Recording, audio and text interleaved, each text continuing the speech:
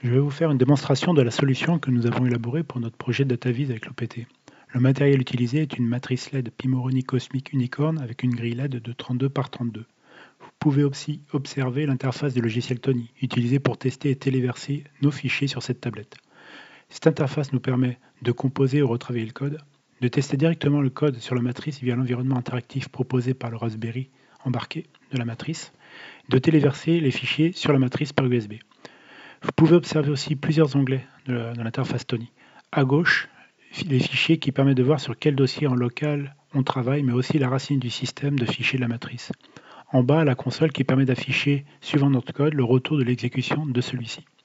Et en haut, la fenêtre de fichier, ici le fichier main.py, qui est notre code composé pour l'occasion. En cliquant sur la lecture du fichier sélectionné, main.py, le code va s'exécuter directement sur la matrice et on pourra suivre son évolution sur la console, avec les éléments du code insérés pour un suivi d'exécution.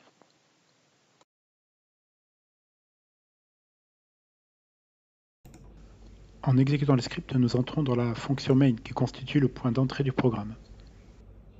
La première partie du code est une temporisation de 10 secondes afin de pouvoir récupérer la main sur la matrice.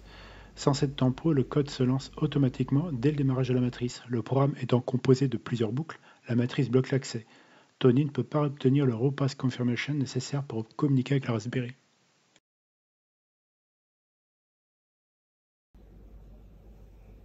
L'affichage de l'écran wait indique l'initialisation de l'affichage.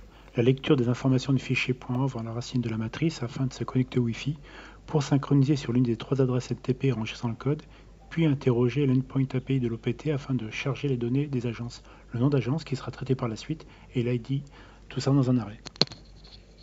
On part sur la liste de fonctions d'affichage en commençant par l'écran d'accueil avec une animation gérée par le positionnement des LED pour donner une impression de mouvement. La navigation entre les écrans se fera par la pression du bouton C. Le prochain affichage sera l'écran d'information, puis l'écran des légendes, pour arriver à l'écran des agences. La fonction main_loop est spécifique au mode d'affichage des agences. Dans une boucle avec plusieurs itérations à l'intérieur d'une boucle principale, elle met à jour l'affichage pour une agence donnée. Elle vérifie en permanence l'état du Wi-Fi, récupère le temps d'attente, détermine le mood du smiley, vert happy, c'est-à-dire que le temps d'agence est inférieur à 5 minutes, neutre, jaune, c'est-à-dire que le temps d'agence est compris entre 5 et 10 minutes, et rouge, pas content, c'est que c'est supérieur à 10 minutes. Et affiche le smiley ainsi que le nom de l'agence qui défile.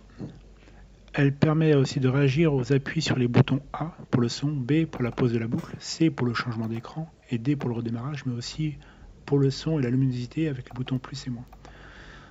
Tout ça de façon réactive grâce à sa fréquence de sondage rapide de ces boutons. C'est le cœur de l'affichage en mode agence, d'où le système doit être extrêmement réactif et mettre à jour en temps réel l'information affichée.